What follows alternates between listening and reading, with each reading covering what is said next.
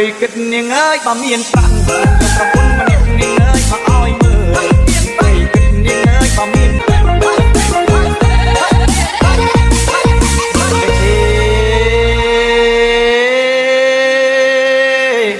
អង្គគិតនាងអើយបើមានប្រាំងប្រពន្ធម្នាក់នាងអើយមកឲ្យមើលអង្គគិតនាងអើយបើមានអ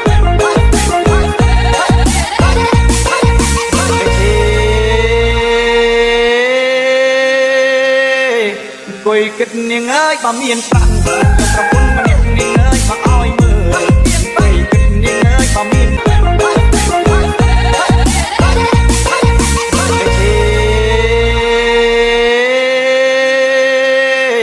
អង្គគិតនាងអើយបើមានប្រាំងប្រពន្ធម្នាក់នាងអើយមកឲ្យមើលអង្គគិតនាងអើយបើមានអង